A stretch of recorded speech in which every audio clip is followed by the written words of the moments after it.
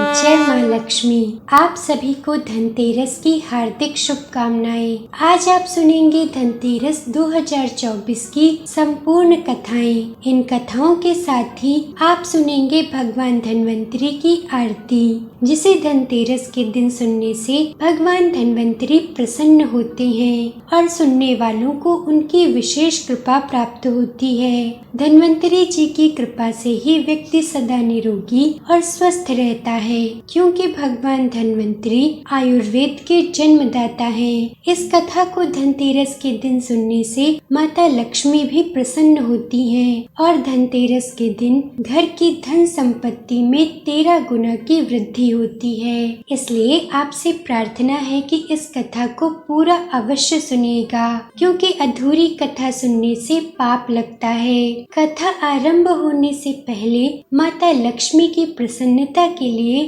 Comment में पूरे सच्चे मन से एक बार जय माँ लक्ष्मी जरूर लिखिएगा और कथा पसंद आए तो हमारे चैनल को सब्सक्राइब कीजिएगा। धनतेरस की प्राचीन कथा के अनुसार एक बार भगवान विष्णु पृथ्वी लोक में विचरण करने के लिए आ रहे थे। तब माता लक्ष्मी जी ने उनसे साथ चलने का आग्रह किया। माता लक्ष्मी के आग्रह पर भगवान विष्णु ने उनसे कहा कि यदि मैं जो बात कहूँ तुम अगर वैसा ही मानो तो फिर चलो। तब लक्ष्मी जी उनकी बात मान गईं और भगवान विष्णु के साथ पृथ्वी पर आ गईं। कुछ देर बाद एक स्थान पर पहुंचकर भगवान विष्णु ने लक्ष्मी जी से कहा कि जब तक मैं न आऊं तुम यहीं ठहरो, मैं दक्षिण दिशा की ओर जा रहा हूँ, तुम उधर मत आना। विष्णु जी के चले जाने पर माता लक्ष्मी के मन में जिज्ञासा हुई कि आखिर दक्षिण दिशा में ऐसा क्या रहस्य है जो मुझे मना करके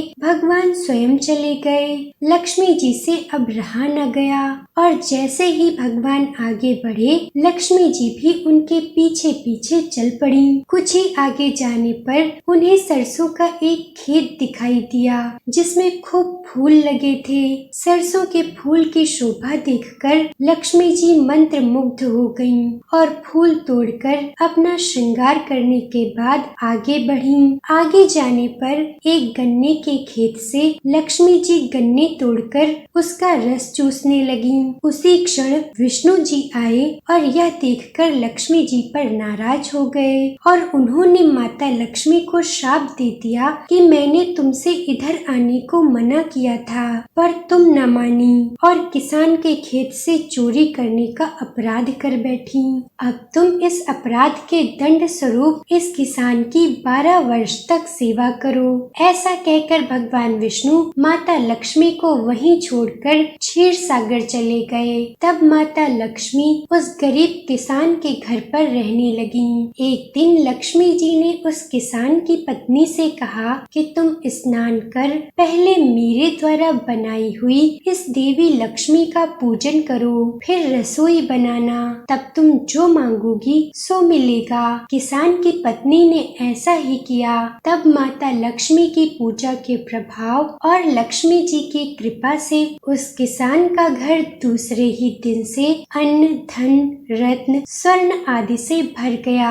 माता लक्ष्मी ने किसान को धन धान्य से पूर्ण कर दिया। इसके बाद किसान के 12 वर्ष बड़े आनंद से कट गए। फिर 12 वर्ष के बाद लक्ष्मी जी जाने को तैयार हुईं। जब श्री हरि विष्णु जी लक्ष्मी जी को लेने आए तो किसान ने उन्हें भेजने से मना कर दिया। तब भगवान विष्णु ने किसान से कहा कि इन्हें भला कौन जाने देता है, ये तो चंचला है, कहीं भी नहीं ठहरती, इनको बड़े बड़े नहीं रोक सके, इनको मेरा श्राप था, इसीलिए 12 वर्ष से ये तुम्हारी सेवा कर रही थीं। मेरा दिया हुआ श्राप और 12 वर्ष का समय अब पूरा हो चुका है। तब किसान हठ पूर्वक बोला कि नहीं, अब मैं लक्ष्मी जी को नहीं जाने दूंगा। तब लक्ष्मी जी ने कहा कि हे किसान, अगर तुम मुझे रोकना चाहते हो तो जो मैं कहूँ वैसा करो। कल तेरस है, तुम कल घर को लीप पोत कर स्वच्छ करना, रात्रि में घी का दीपक जलाकर रखना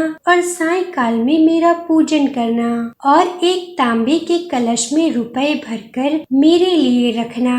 मैं उस कलश में निवास करूंगी। माता लक्ष्मी ने उस किसान से आगे कहा, किंतु पूजा के समय मैं तुम्हें दिखाई नहीं दूंगी। इस एक दिन की पूजा से वर्ष भर मैं तुम्हारे घर से नहीं जाऊंगी। यह कहकर माता लक्ष्मी दीपकों के प्रकाश के साथ 10 दिशाओं में फैल गईं। अगले दिन किसान ने माता लक्ष्मी के कहे अनुसार पूजन किया। तब उसका घर धन धान्य से पूर्ण हो गया। इसी कारण प्रत्येक वर्ष तेरस यानी त्रयोदशी के दिन माता लक्ष्मी की पूजा होने लगी। हे माता लक्ष्मी, जैसे आपने किसान को धन धान्य से पूर्ण किया, वैसे ही कथा सुन रहे सभी भक्तों पर सदा अपनी कृपा बनाए रखना। प्रेम से बोलिए माता लक्ष्मी की जय। धनतेरस की दूसरी प्राचीन कथा के अनुसार एक समय प्राणों के देवता यमराज ने यमदूतों से प्रश्न किया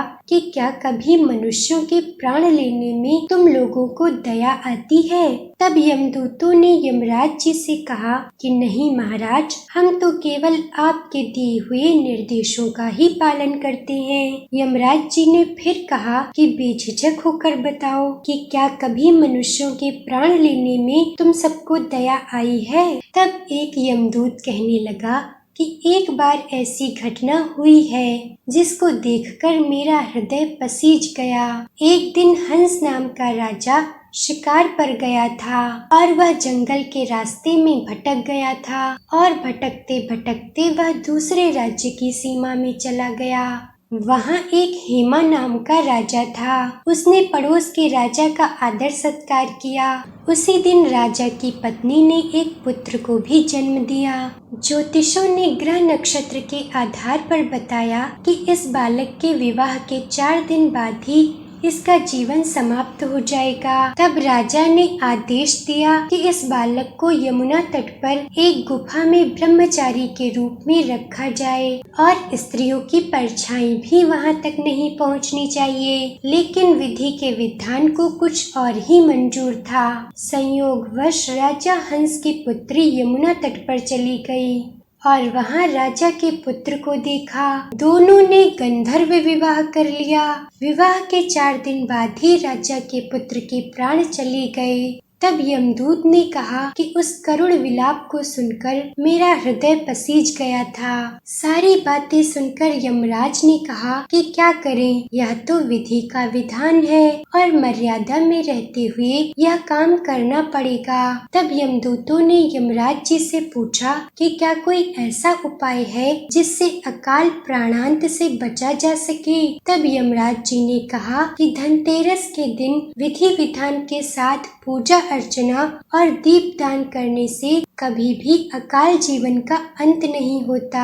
भविष्य पुराण के अनुसार यमराज जी कहते हैं कि कार्तिक मास के कृष्ण पक्ष की त्रयोदशी यानी धनतेरस के दिन प्रदोष काल में जो अपने घर के दरवाजे पर दीपक जलाता है वह दीर्घायु होता है। धनतेरस की तीसरी पौराणिक कथा के अनुसार एक समय देवराज इंद्र के अपमान करने पर जब ऋषि दुर्वासा जी ने देवराज इंद्र को श्रीहीन होने का श्राप दे दिया, तब लक्ष्मीहीन हुए सभी देवताओं ने असुरों के साथ समुद्र मंथन किया था। समुद्र मंथन के समय ही भगवान धन्वंतरी हाथ में अमृत कलश लेकर प्रकट हुए थे। पुराणों के अनुसार भगवान धन्वंतरी का अवतरण कार्तिक मास के कृष्ण पक्ष की त्रयोदशी को हुआ था, जिसे आज धनतेरस के रूप में मनाया जाता है। इसीलिए दिवाली से 2 दिन पहले धनतेरस के दिन भगवान धन्वंतरी की पूजा की जाती है और धनतेरस का यह त्योहार विशेष रूप से भगवान धन्वंतरी को ही समर्पित है। भगवान धन्वंतरी को देवताओं का चिकित्सक और आयुर्वेद का जन्मदाता माना जाता है। भगवान धन्वंतरी आरोग्य, सेहत, आयु और तेज के देवता हैं। इसीलिए धनतेरस के दिन भगवान धन्वंतरी की पूजा आरोग्यता प्रदान करती है। मान्यता है कि पृथ्वी पर सभी औषधियों की खोज भगवान धन्वंतरी ने ही की है। भगवान धन्वंतरी भगवान विष्णु का ही 12वां अवतार है। भगवान धन्वंतरी की 4 भुजाएं हैं। उनके ऊपर की दोनों भुजाओं में शंख और चक्र सुशोभित है। नीचे की ओर तीसरी भुजा में एक जुलूका और औषधि तथा चौथे हाथ में अमृत कलश है। भगवान धन्वंतरी की प्रिय धातु पीतल है। इसीलिए धनतेरस के दिन पीतल आदि खरीदने की परंपरा है। अब सुनिए भगवान धन्वंतरी की आरती, जिसे सुने बिना धनतेरस की कथा पूर्ण नहीं मानी जाती है। ओम जय धन्वंतरी देवा, स्वामी जय धन्वंतरी देवा। जरा रोग से पीड़ित, जरा रोग से पीड़ित, जन जन सुख देवा। स्वामी जय धन्वंतरी देवा। तुम समुद्र से निकले अमृत कलश लिए, स्वामी अमृत कलश लिए। देवासुर के संकट, देवासुर के संकट आकर दूर किए। स्वामी जय धन्वंतरी देवा।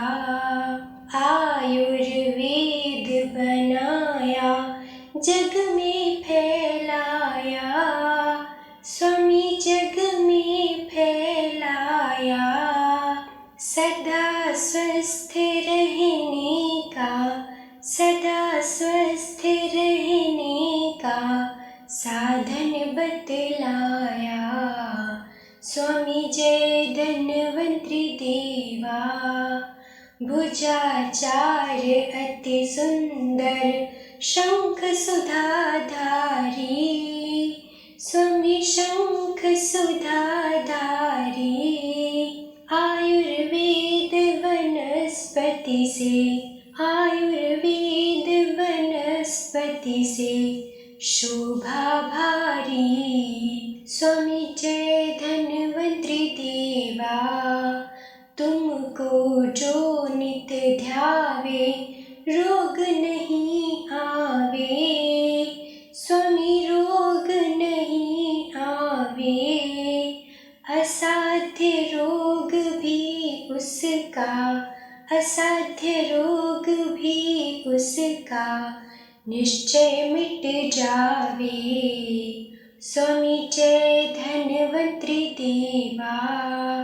हाथ जोड़ कर प्रभु जी दास खड़े तेरे, स्वामी दास खड़े तेरे। वैद्य समाज तुम्हारे, वैद्य समाज तुम्हारे चरणों को घेरे। स्वामी जय धन्वंतरी देवा।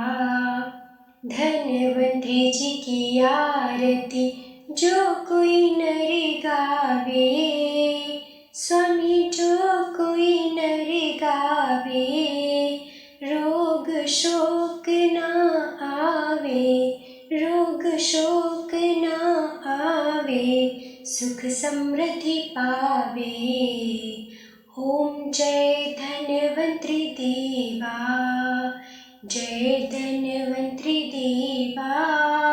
स्वामी जय धन्वंतरी देवा। प्रेम से बोलिए भगवान धन्वंतरी की जय। अगर आपको धनतेरस की ये कथा पसंद आई हो तो कृपया वीडियो को लाइक और शेयर जरूर करिएगा। व्रत और त्योहारों की इसी तरह की और कथाएं सुनने के लिए कृपया हमारे चैनल को सब्सक्राइब करें।